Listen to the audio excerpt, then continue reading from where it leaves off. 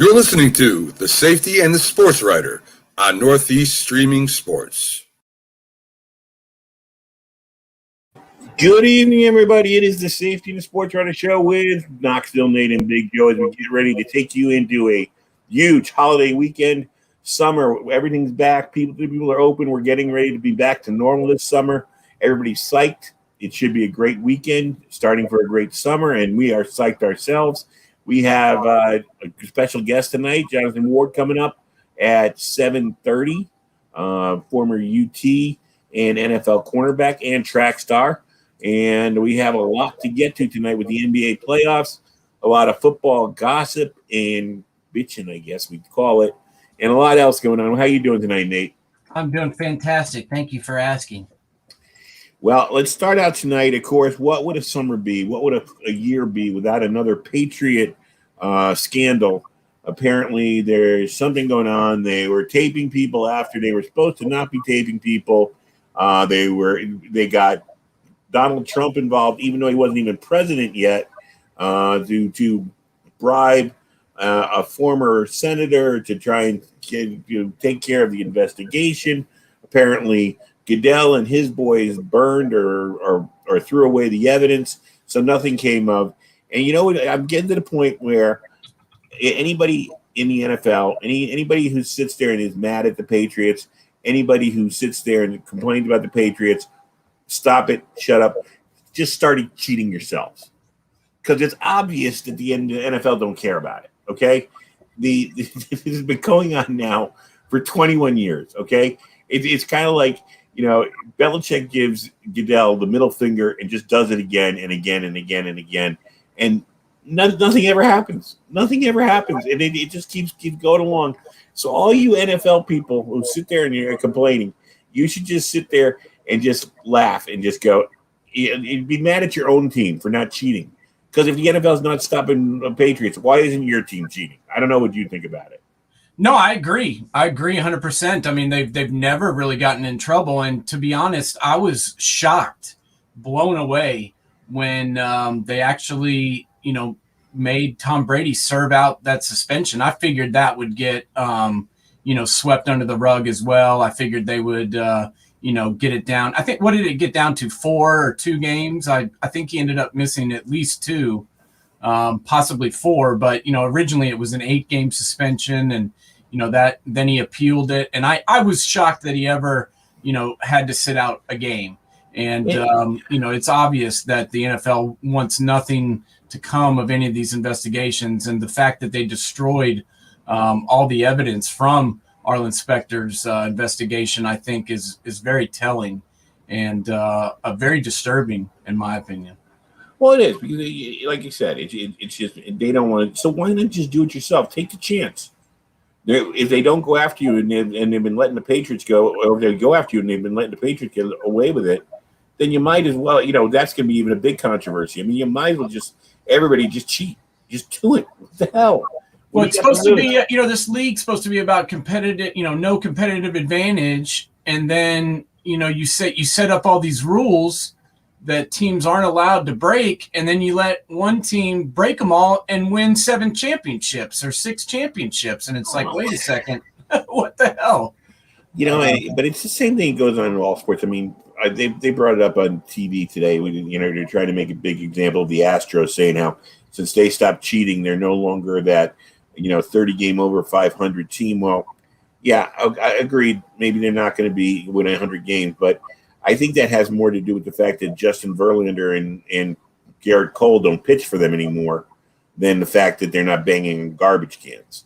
That was the dumbest thing I ever heard out of one guy's mouth on ESPN was, when you lose, 38 wins from 2 starting pitchers, that's why you're not 30 games over 500 anymore.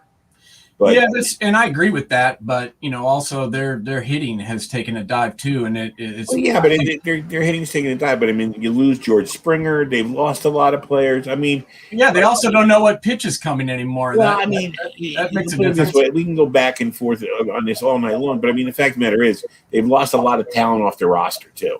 That's true. It's true. I'm just saying it helps a lot when you know when the curve's coming.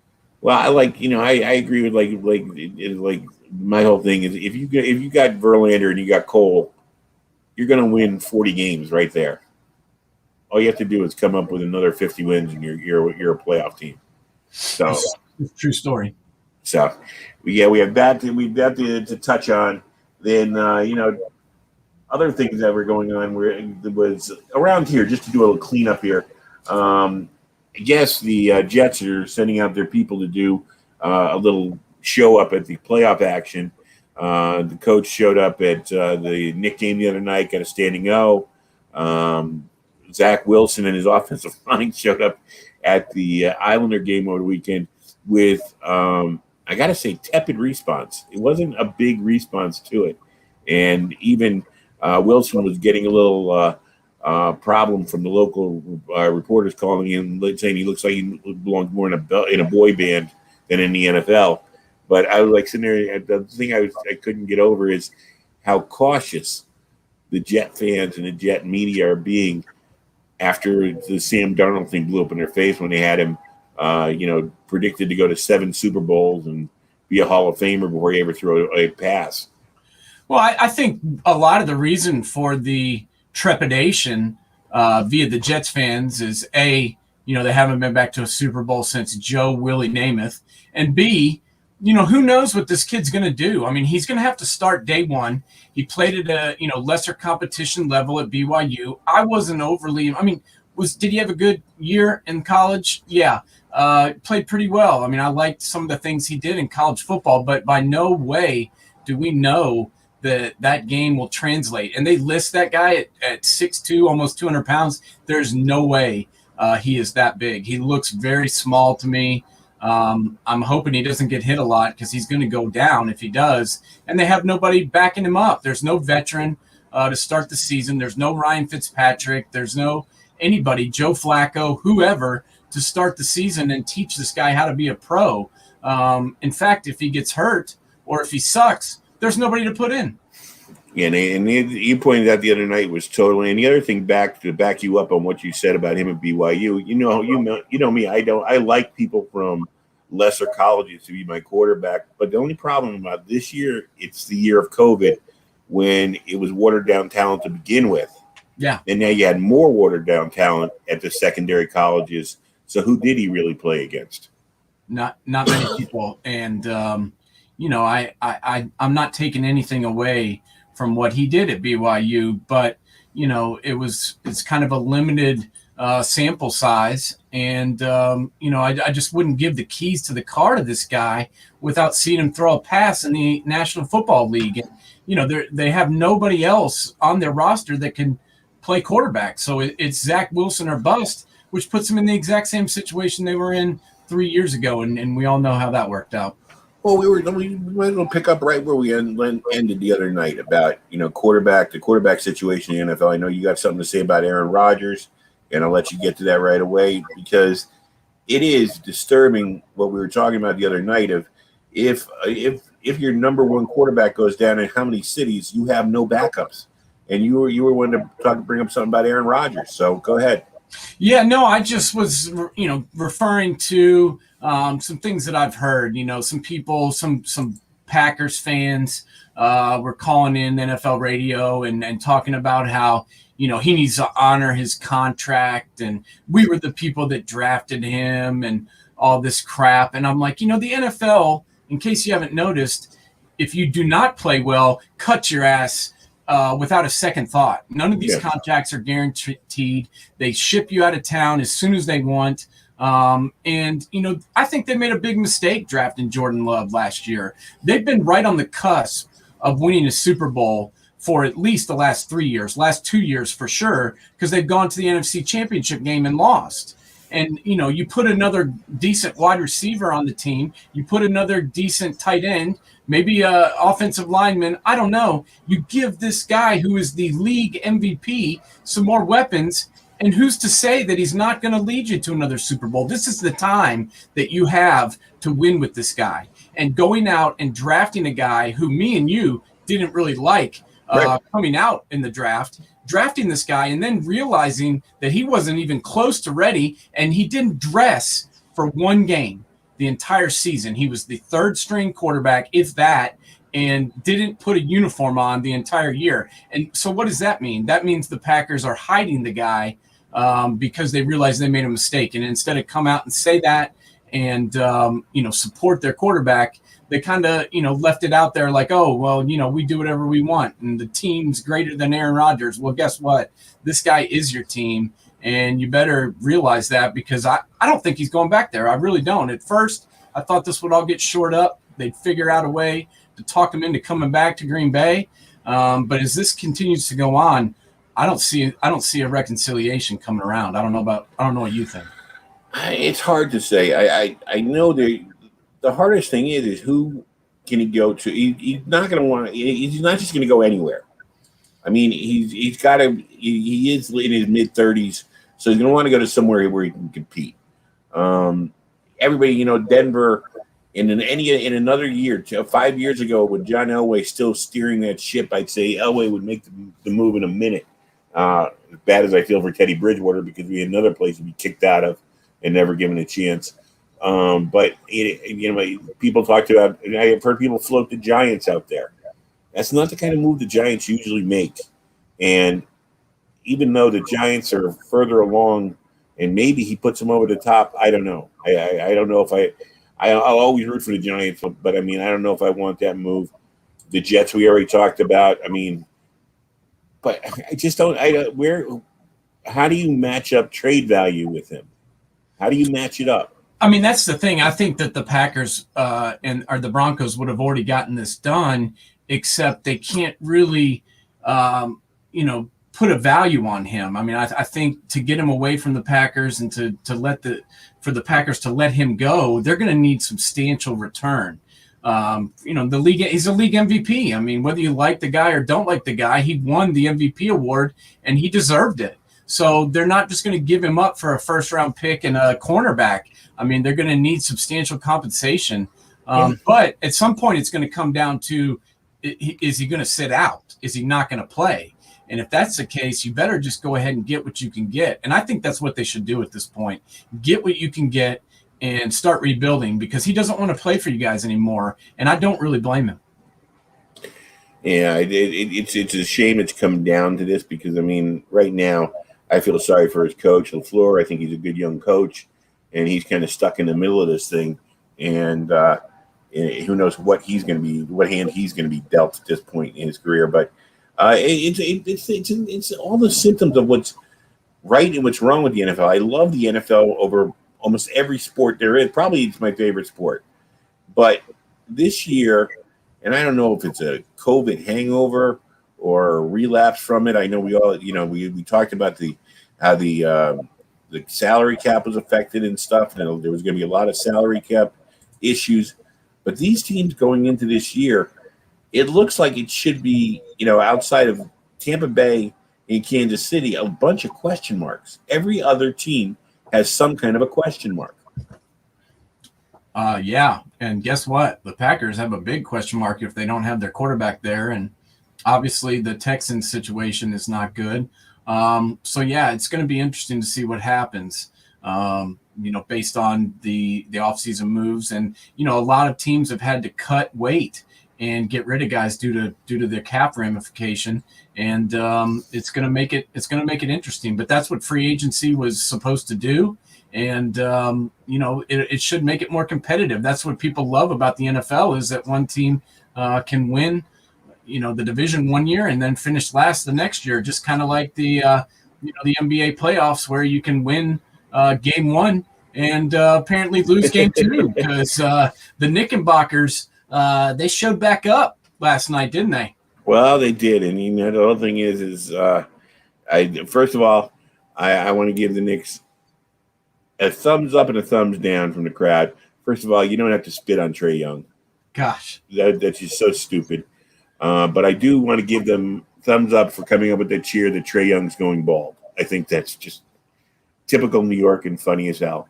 But they did. They recovered. It shows they've got their coach. And this is the thing that scares me the most. And I was talking with you the other night when I went for a ride and I'm listening to local sports talk radio, and they're all talking about bringing in superstars, bringing in the guy that'll put him over. Bring in Dame, bring in Murray, bring in somebody that'll give them the superstar they're looking for. And that's not always the answer. I mean, they brought in Carmelo Anthony, and nobody came here to play with Carmelo Anthony, okay? And so it became Carmelo Anthony against the world, and they didn't win anything. So, I mean, and if you look at it, I went back 40, 50 years of the teams that have won championships in the NBA, because there's not that many you have to look at. And almost all of them were built around a star they drafted, and then they brought in the pieces to help them out when they needed to. The Knicks don't have that. Unfortunately, they haven't been in a position to draft that number one superstar. But they've got a good young team, and I'm saying, why pick it apart and then bring in one superstar and go the way we had with Carmelo Anthony a couple of years ago? No, I agree with that, but I do think if they could somehow lure Damian Lillard to this team, I think he would help. He's the kind of guy that isn't going to come in and take over everything and make it all about him. I think he is a team guy. But does he want to go from the West Coast to the East Coast? I don't know about that. But right now, why don't the Knicks fans just enjoy what they've got?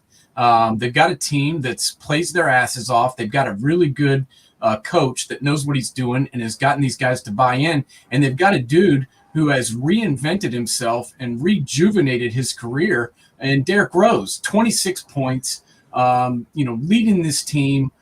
Just, a different game that rarely does a guy, become a different player like he did after the injury. I mean, he was a high-flying dude when he first came into the league, and after that catastrophic injury, his game has changed, but it hasn't stopped him from being effective, and it hasn't stopped him from being a really, at times, dominant player. So I think you got to give Mr. Rose some credit, and he had a lot to do with that victory, and it was cool, in my opinion, to see Madison Square Garden crowded, full to the brim, and going nuts. I thought it was pretty a sight for sore eyes, so to speak, because of due to the pandemic, we haven't seen an arena packed like that in quite some time.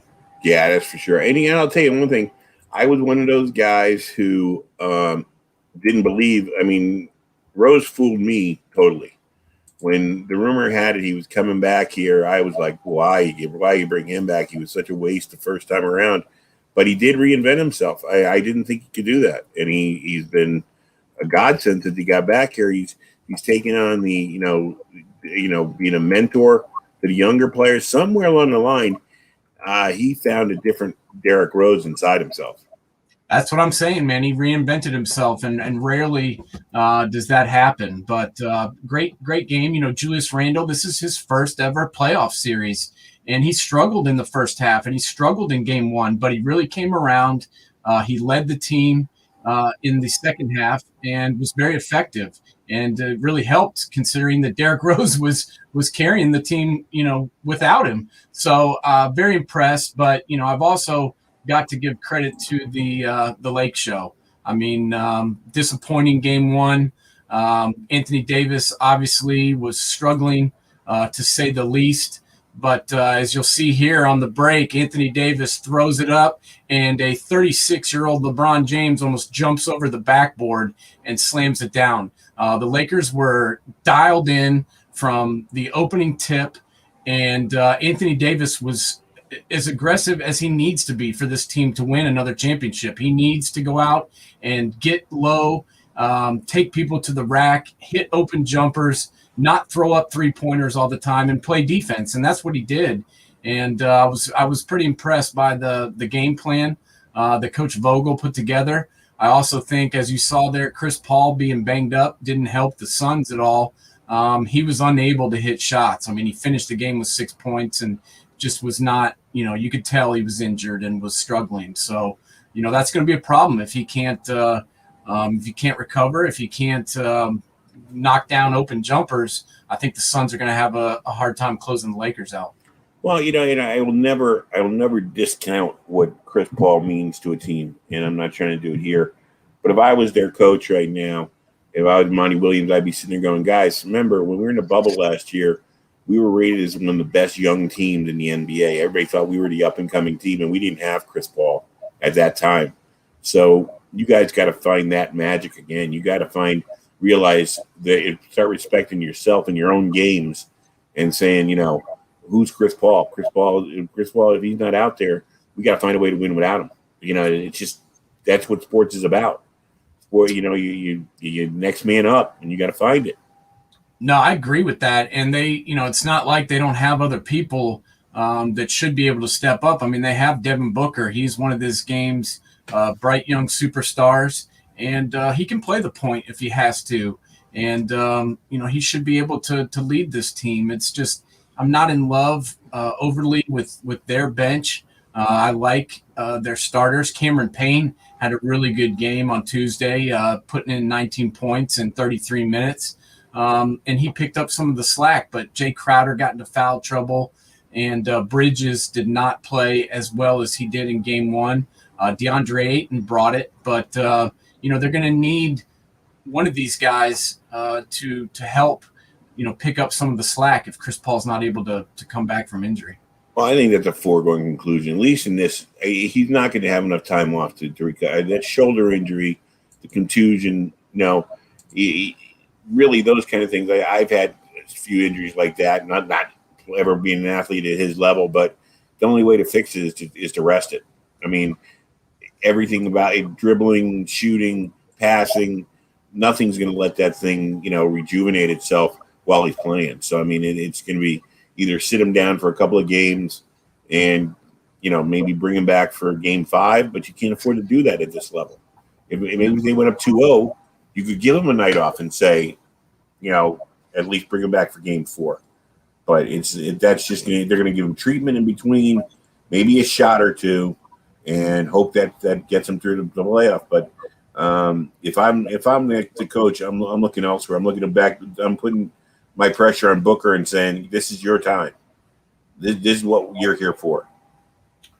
Yeah, I mean, they got to play again tonight. So, he there's no way that he's had time to recuperate and recover from this injury. He's going to have to suck it up and be a distributor of the basketball. But, if he can't knock down open shots, that's going to be a liability out there on the offensive side of the court. And the Lakers are going to be able to exploit that. And, the one thing about not only did the Lakers play better on offense, but they also played a lot better on defense and gave a ton more effort and, played help defense. And that's how you win playoff games. I mean, just common sense. They'll make him put everything to the right just so he has to dribble with his right hand. He won't be able to use his left hand at all. They're playing his left hand going, go ahead. Keep aggravating that injury even more. Yeah, I mean, that's the thing with the Lakers too, man. They've got plenty of guards to go out there and run around with him. I mean, are they have the greatest guards in the world? No, but they do have, Caldwell Pope. They got Schroeder. They got Caruso. All those guys can play pretty good defense, and run them through screens. That's the problem. They held with Booker pretty good. He's still going to get his points. I think he finished with 31. But 7 of 17 from the floor, and a lot of his points came from the free throw line as he was 17 of 17 from the stripe. Well, we got Jonathan Ward coming up in about another 10 minutes. Let's talk about Jason Tatum the other night and his phantom injury or whatever when he walked off the floor. You were watching that game when I wasn't. I was watching some baseball. What went on there? He was having a bad night to begin with, and the Celtics as a whole were just struggling. I mean, they were down by 30-something points, and, he was shooting 3 of 12, only played in 21 minutes, and, they went to the bench, and then all of a sudden, once the game got even more out of control, he went to the locker room, and, you knew it was over from there, and this was something we talked about before the playoffs began was that, we really hope to see the Celtics, step up and maybe, prove some of these doubters wrong. But without Jaylen Brown and being matched up against the Nets, things have not been going good. And, we were really hoping to see more of that Jason Tatum that we got to see in the play-in game, where he dropped 50 points on the Wizards, but, they're not playing the Wizards anymore. They're playing the Nets, and it's not looking good. They're down 2-0, and they got beat by, almost 30 points the other night. And, I'm not going to bash the guy too much, but it just kind of seemed to me like he was checking out. And I'm not sure as to what the extent of the injury is and what his availability is. But I think what happened was that he got poked in the eye. And, the couple games before, that's exactly what happened to LeBron James, and he hit the 3 to win it. So that's the thing I was thinking. Well, it didn't hurt LeBron at all. I mean, it's easier said than done. I agree.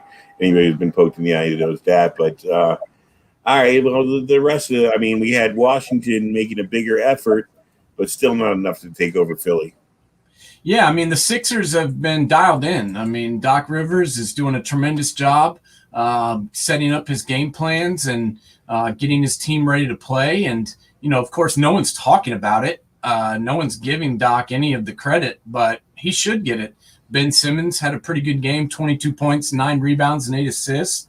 Bradley Beal got his 33 points, but, the Sixers won 120-95, and now they're up 2-0 and ready to just, if they can sweep this series, I think it's a really good thing for Philadelphia, because they'll be able to get Joel Embiid some rest. They'll be able to get Ben Simmons some rest, guys that have had, some lingering issues this year with injury, and they'll be able to, be ready for round 2. But you got to give the Sixers some credit for the way they've been playing. And, the Wizards, say whatever you want to about them. They were one of the hottest teams in the league in the second half. Well, to show the worth of Doc Rivers, how are those Clippers looking right now? Yeah, I mean, I don't really understand why they moved on from Doc as quickly as they did and why they tried to blame everything on him. But, he stepped right in to the head coaching role in Philadelphia. And this is what me and you've talked about a lot, and I always reference this, is if a coach gets let go or contract not renewed or fired or whatever, and somebody hires his ass within 48 hours, you may have made a mistake. Or you may have let a pretty good coach walk out the door because, people want to have him on their bench. And I think there's something to be said for that. And they went coast to coast as the best team in the East all year long, and they're still playing good basketball. So I think he deserves credit for that. And, the other game that kind of piqued my interest last night was the Memphis Grizzlies playing against the number 1 team in the entire playoffs, which was the Utah Jazz. And, went down in game 1, finally got Donovan Mitchell back from the high ankle sprain last night. He provided a spark. Rudy Gobert played a hell of a game. Ja Morant came out and, he did his thing, dropped 47 points, but it wasn't enough. And that's something that's pretty rare in this league, when somebody drops almost 50 points and loses. Yeah, I think Michael Jordan did that once against the Celtics in the playoffs. I think he dropped 63 and lost. That is a true story. But, like you said, usually when you have your superstar drop that many, it leads to good things. It's amazing, though. I mean, I know I was very critical of him, and I've had to eat my words, but I'll tell you, Zion and Ja turned out to – they look like they're ready for prime time. There was no two ways about it that these two guys have lived up to their potential so far. It's going to be exciting to see. But like we said before we came on the air, unfortunately, they're in small town or small cities and small markets. It's going to be a shame, but one or both of them are going to end up in one of the bigger markets at some point. I agree. I think it'll probably happen, but right now, the Grizzlies are right where they want to be. I mean, yeah, they lost last night, but they got the job done. They went into Utah and, took a game away from the Jazz, and now they've got home court advantage going back to Memphis, tied 1-1, and they've got a couple of games there. So if they can play just like they were, they've got a chance. I mean, I like their young team. Dylan Brooks is really playing well. I like Kyle Anderson and Jaren Jackson Jr. Those two guys are both very good. If they can get any production at all off their bench, I think they've got a chance of taking this series deep. That'd be nice to see, especially in his first run in the playoffs. As we come around the bend at 7:30, what else in the playoffs? Any off the court thing you've been noticing? Well, the big thing is tonight, obviously, can the Heat get off the schneid? I mean, that's something that I've been, watching pretty closely. They're down 2-0 right now. Can they come back and win the game and make this series, a little bit closer? I don't know. This doesn't look like the same team that we saw last year, and they've kind of struggled all year long. And, we're seeing much of the same. I mean, getting beat 132-98 and, in that second game is not good. And I'm interested to see whether or not they fold or whether or not they fight back and, try and stay in the series. Because if they go down 3-0, obviously that's going to spell the end. Well, it seems like Milwaukee is definitely engaged, should I say. It looks like they're serious. They want to play. They want to go deep. They want to make up for being the laughing stock of the bubble last year. So is it the wrong time, situation for that? Is that what they're running into as well? No, I agree. I think that you do have to give Milwaukee credit. They've been playing good basketball. Giannis has been doing his part. Chris Middleton and as I mentioned before the playoffs started, having Drew Holiday has been a big help to the Bucks because it gives them that third scoring option. It gives them another leader, and it gives them a guy that can also play defense. And I think that was a mistake of the Pelicans to let Drew Holiday go. And he's really reinvigorated the backcourt on the Bucks. And, I thought that this might be the best series in round one. I honestly did, especially after watching game one and seeing how it went, last second shot to send it into overtime and then a buzzer beater to win in overtime by Chris Middleton. I really thought that this might be the best matchup in the first round. Well, I just checked online, and StubHub seats at Madison Square Garden around the down by the court, $3,000 a piece. So if anybody's thinking about coming up and getting tickets to you can get tickets upstairs for like $200. But Okay. But the thing was, but go. You're gonna have there'll be about 1,000 by the time you get here if you want to go to the Garden. Because you gotta pay for a taxi to get to the game. There's $50, and but even the price of the ticket will go up that much. And I'm looking on StubHub, and that's just there. Yeah, I think I'm gonna pass on that. But it was cool to see that place packed. It was cool to see it, going nuts. It was cool to see the Knicks relevant in the NBA again because it really hasn't occurred, in a long time since 2012. When they made the playoffs with Amari Stoudemire and that team, they haven't really been relevant, and that was a heck of a ball game. And I really, you could tell they did not want to go down 2-0. They don't want to go out in the first round. I think they want to prove that this year wasn't a fluke and that they're for real. And it's looking good so far. It is, but the myth of Madison Square Garden, how that POs me, because the fact of the matter is the Knicks have had more bad years than good years. I mean, I was lucky enough to see their championship years, and then I watched the rest of the 70s as they gave away Walt Frazier and the good players retired, and then all of a sudden you had the rebuilding that they gave you flashes of maybe doing the right thing, then it never came around until they finally got Ewing. And then you had a nice run with Ewing, but they never put a team around him that could really help him. And he has to be great at this time. And Michael Jordan's at his greatness, so they don't win. And, it's just this myth of Madison Square Garden and the Knicks.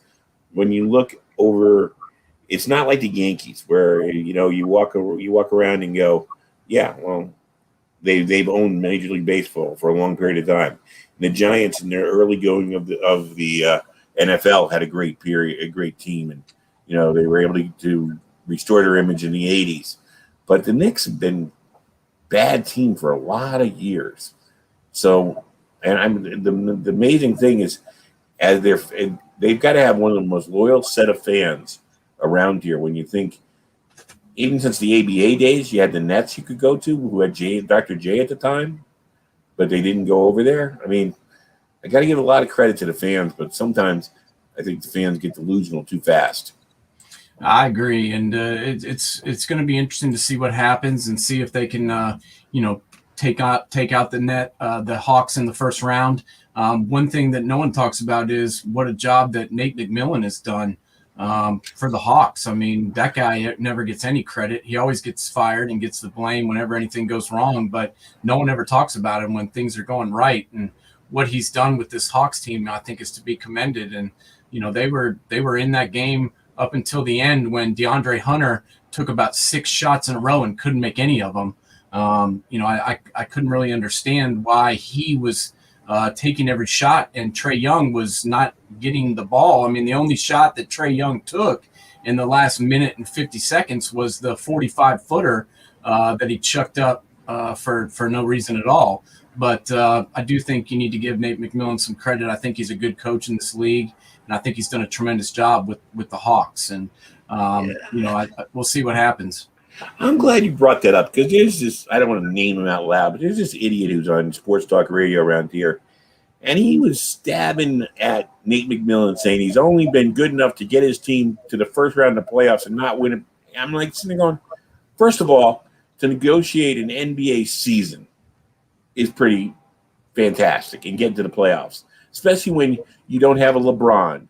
You don't have one of these what superstar did Nate McMillan ever really have? Not much. I mean, Trae Young's the closest thing to a superstar he's ever had, and I'm not sure I'd call Trae Young a superstar just yet. I mean, he's definitely a rising star and a very good young player, but as we saw last night, I'm not sure he's ready to just carry a franchise into the Eastern Conference Finals. I'm not sure he's ready for that. He certainly needs some help, but the game plan was solid. I mean, they were right there. They were winning. They had the lead going into the third quarter, and then halfway through the third quarter, they were up by 10, and were up a game to nothing, in Madison Square Garden. So I think Nate McMillan's doing his job, and I'm interested to see what happens, moving forward. But my whole point is, they always say about quarterbacks in the NFL, too much credit when they win, too much blame when they lose. Same thing with the coaches, especially in the NBA. I mean, look at how people raise Phil Jackson up to like he invented the game when he only got to coach, 4 of the top 50 players of all time, on his teams. It's not like most people would beg for one of those guys. He got 4, and he's able to. What did he really do? I mean, I guess he was good at handling people. I don't know. The players love him, but he definitely, when you saw him with the Knicks, he doesn't know a lot about evaluating talent. So, I mean, I'm sorry. These coaches, I've seen some great coaches. I've seen some bad coaches, but I don't think that many of these people who evaluate these coaches sit there and don't realize, it's a nice, as Chuck Daly says, the trick is to get them to let you coach them, and then you become a genius. Yeah, you got to get your team to buy in. I mean, that's the main point of all this, is to get your team to buy into what you're selling them, and to want to fight for you. And that's something that they've been doing. And I think that's what we're seeing in New York with Coach Thibodeau. He's getting them to buy in. He's getting them to play defense, which they haven't been doing. And he's getting them to, do what he wants them to do on offense. So I think that's there's something to be said for that. All right. Well, Jonathan, I don't know what's holding up there, but we're just going to go on. What were you about to say? Nothing. Go ahead. All right. Let's go. We're doing a little NBA awards situation I saw right here. I'm going to give you 3 picks. You tell me who gets the award. 6th man of the year. Jordan Clarkson, Tim Hardaway, Derrick Rose. Well, I mean, Jordan Clarkson won it. but I would have given it to Derrick Rose. I think that he's been that important to his team. I think that obviously the Jazz having the best record, I think, was one of the reasons they gave it to Jordan Clarkson. And nothing to take away from him, but I think you have to realize the way that Derrick Rose has reinvented himself. And then, like last night when he was inserted into the starting lineup because they needed him to be, he was the difference in that game. So I think you need to give it to Derrick Rose. I think he's the most important player on that team besides Julius Randle, and him coming off the bench and providing that spark is what's making them, giving them the ability to win these games. All right, most improved player, we both agree, are Julius Randle. Is this the first glimpse we're seeing of the real Julius Randle, or is this a flash? I've always been a believer. I've always thought that he was this talented, and I didn't really understand why the Lakers moved off from him so quickly. I didn't know why they shipped him out of town. I mean, this was a guy that played 1 year of college basketball at Kentucky and then, was thrust right into the spotlight in Los Angeles. And I thought he handled himself pretty well. He needed some time to develop his game, but obviously he's done that. And, he had some success at New Orleans, but obviously this is the best he's ever played. But he actually has a coach and he's got a team around him that believes in him and is, looking to him to be their leader. And I think he's grown up, he's matured.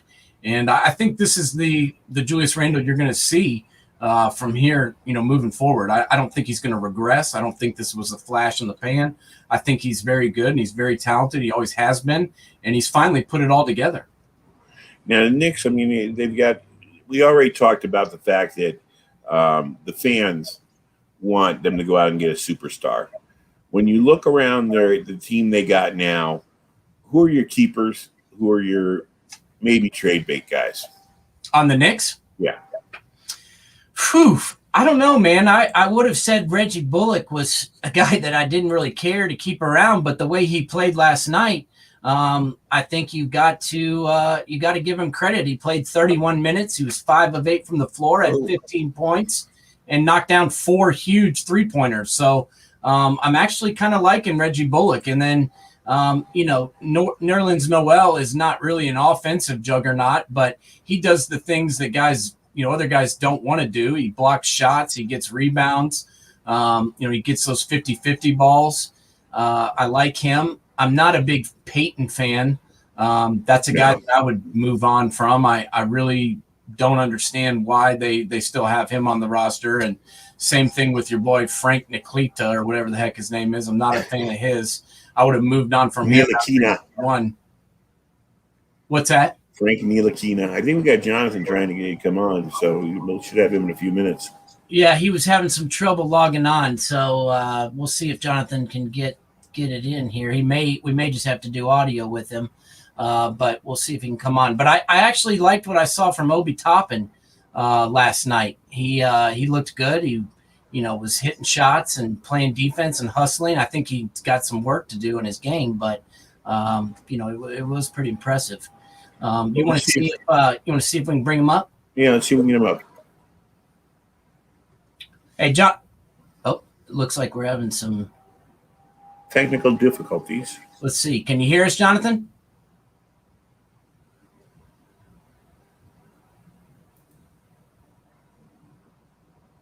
I don't know.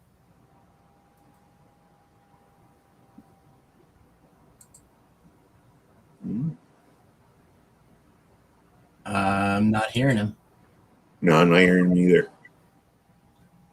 Can you hear us, Jay? No. No. No. It looks like it's trying to come through, but I'm not hearing him. We'll see what happens. See if it picks up. But I think Obi Toppin's got a chance. I like RJ Barrett's progression. I think Taj Gibson, you can probably move on. Oh God, yeah, it's too late for him, please. Yeah, I mean, that guy, he's pushing 40. Not sure what he's still doing on the roster. Kevin Knox, I think, is a lost cause. I stuck up for him a lot recently, but he's not. He didn't even play last night. He never even sees the court anymore. I think it's time to admit defeat on that one. And I don't know. I think they've definitely got to bring some people in to help these guys out. As well as Derrick Rose is playing, he's north of 30 years old. So I don't see him being able to do this for much longer. I think he's got a couple more years in him, but you need to bring somebody in behind him to pick it up. All right. Well, we all know that the 76ers are right in their wheelhouse. Milwaukee is right in their wheelhouse. They're in their window. You've got to figure another 2 to 3 years for each of those teams. Celtics are a mess. They're gonna. I think their choice is gonna be in either probably get rid of Danny Ainge, and bring in somebody who can rebuild that team, because his moves have not made any sense. Miami's going to be that pain in the butt team that's going to be around. Don't know how good they're going to be, how bad, but they'll be there every year. They got a good coach, they've got a good organization, and they've got a solid team. The Knicks, the Nets are in their window right now. They've got to win in the next 2 to 3 years. But the Knicks have potential to be that next rung down with teams like Indianapolis. The Wizards, I don't know about. Who else do you think's in that? The Charlotte would be in that vein of teams that could, maybe Atlanta too, that could jump up to the top when the window closes on Philadelphia, Milwaukee, and those type of teams. What do you think? Yeah, I think Charlotte's very close. They were playing at a very high level when they had their rookie out there running the point. I'm not the biggest LaMelo guy, but he was playing really well until the injury. So I think Charlotte's close. I think Atlanta's close. I think that those are the two teams that are trending in the upward direction. I like the Heat. I know that things have not gone exactly how they had hoped for this season, and obviously they're down 2-0 right now. But I think the Heat have a good young nucleus with Bam Adebayo and company, down there. But we'll see what happens. I mean, the Wizards, they had a really good second half. Westbrook and Bradley Beal seem to play pretty well together, but they need to add some other pieces to be competitive. But we'll see. I'm very interested to see what happens with the Brooklyn Nets. Can these guys play together once they get in to the meat of the the Eastern Conference? I think the Celtics, they're getting the Celtics at the right time, and I think they're going to be able to beat them. But can they play together with those three guys on the court at the same time? I think that remains to be seen. But they definitely have the talent. I mean, they should. The Nets should win the East. I mean, with the guys they've got, this is the year for them to win the East and compete for a title if ever they were going to do it. Well, that's the question mark. The question mark with the Nets is not what can they do, not a question of do they have the talent. The question is going to be adversity. The first time that they come up against a team, whether it happens against the Sixers, the Bucks, or whoever, when they find themselves at the end of the third quarter down by 5, down by 7, and the shots aren't dropping, and who's going to be the main guy? Are they going to be able to share it? Are they going to be able to do all the right things that they're doing right now? Yeah, it's great right now because they go out and they get up by 16 in the first quarter and coast. Championships, doesn't matter what you do when you win in blowouts. It's what you do when you're winning in those close games and have to respond to adversity. And I don't know if we still have any of them. I mean, Durant has won. Yes, he's won, and he's come up with big shots. But remember, he was part of a great unit when he won up in Golden State. I mean, I know a lot of people don't like Steph Curry, but I mean, you had the Splash Brothers up there. There was a lot of options. There was pressure on Durant, but not like this type of pressure. They had already won a championship before he got there. Right. I mean, that's what people forget sometimes is, he won a ship, but they had already won a title before he arrived. And, I'm not saying he didn't help, win the other championship and that he wasn't part of it. That's not my point at all, but he's never been a guy that has carried a team all the way down the line. And that's something that we're going to see if he can do. And then the other thing about Kyrie. Kyrie's won a title, yeah, but he was LeBron's sidekick. He had some options. He had a great team around him out there in Cleveland that year. So that's the whole thing, is how they measure up when it's under pressure. And I don't know if we're gonna see if they can. And I still have my doubts about that. It looks like Jonathan's not going to make it on. We'll have him on. What we should do is probably do a test with him next time, just to see if we can make sure we can get him on. We got about 10 minutes left. I wanted to bring up that one theory. I go back a little NFL, the Jalen Smith, I don't want to say controversy, but actually it's stupid, because when I first heard about it, I was totally on against Jalen Smith. And then when you explained to me that this is the NFL and their deal, I just don't understand it. The guy wants to wear his college jersey, and they're making him pay $500,000 for the right to do it, because they've sold so many of his jerseys. He has to buy those back and then buy the rights to his new jersey. Well, they printed these jerseys, so they haven't sold them yet. But they have all these jerseys printed up that have 54 on them, and they're making him purchase all of those before they let him change numbers. And I think it's the most ridiculous thing in the world. I heard the same thing coming out of Minneapolis when Dalvin Cook was going to change back to his number 4, and they told him that he would have to pay over $1 million. And I'm like, either they can wear these numbers or not. I don't understand what the deal is, why you have to take cash out of these guys' pockets just because they want to change their number. I mean, you change the rule, you open it up, you let them be able to wear single digits. Jalen, obviously, as we're seeing here in the film, he has a connection to number 9. He wore number 9 in college. He chose 54 in the NFL because 5 + 4 = 9, in case any of y'all are not math majors. And, he wants to go back to it.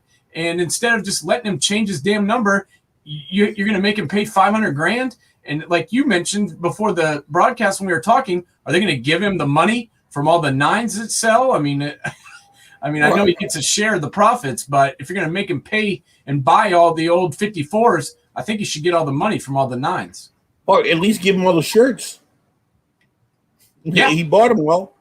And on top of it all, if he gets traded, what happens? If he gets cut, what happens? Does he get reimbursed?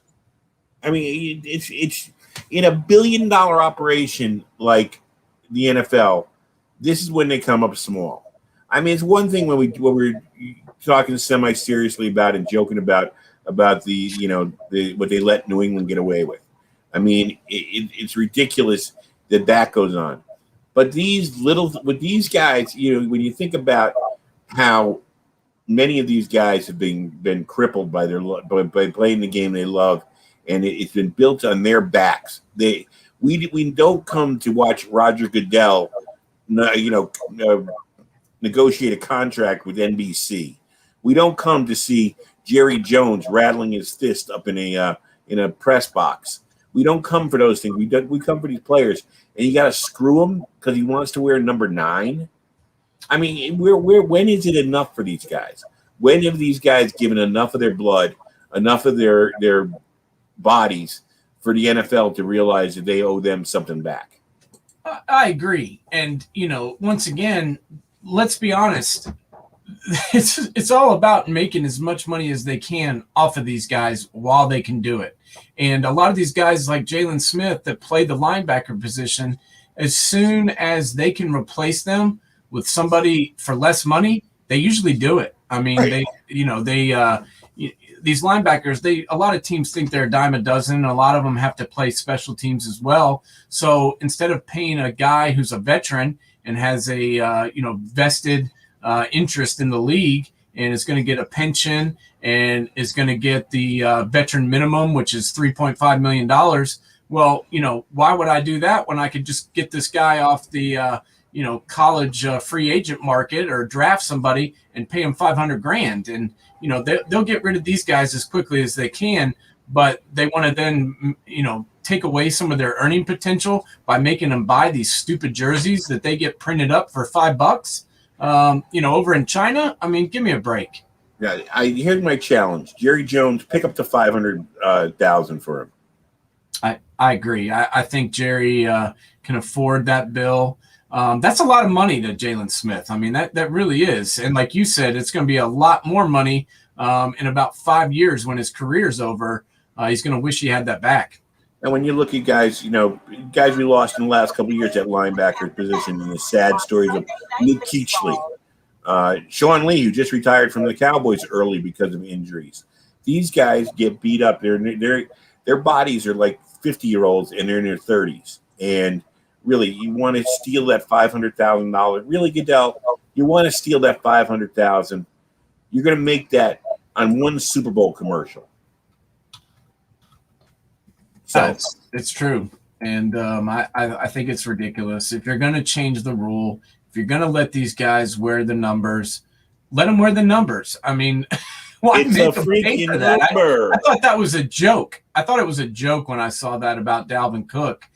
Because they said, he wanted to switch to 4. And then like a week later, I was like, oh yeah, they said he's not going to switch. And then I saw, that's what I'm saying. Just get traded, go to a different team, and then wear 9, and then say, oh, well, those are Cowboys jerseys. I don't play for the Cowboys anymore. That's a great point.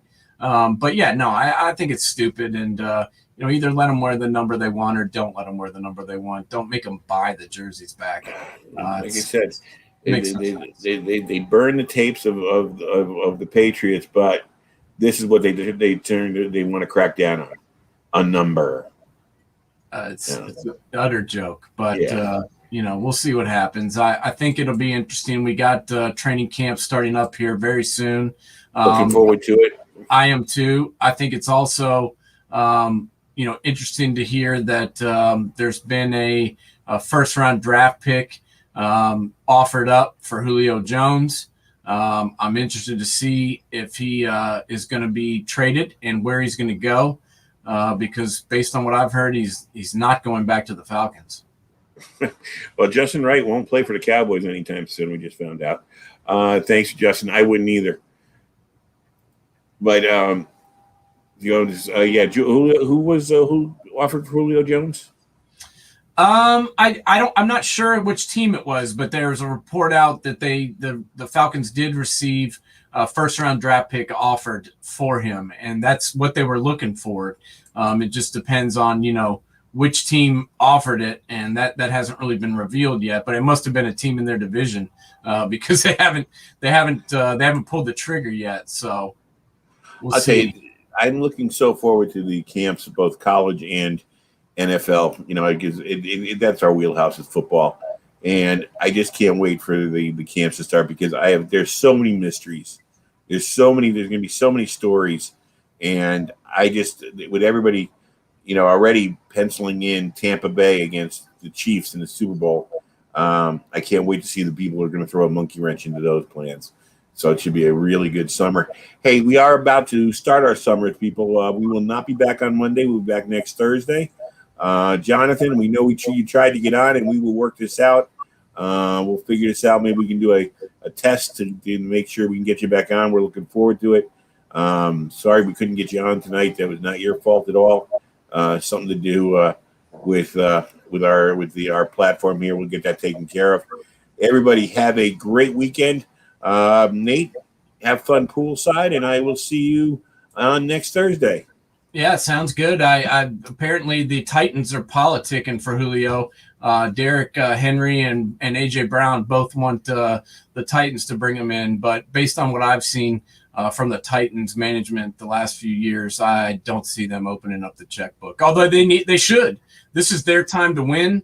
I think the window's closing. I think they need to get it done while they still have Derrick Henry in his prime, and I think Julio would take a lot of the pressure off of Derrick Henry's back. Couldn't agree with you more. All right, people, have a great night, a great weekend. We will be back next week. It's the Safety and the Sportswriter with Knoxville, Nate, and Big Joe. Enjoy your weekend.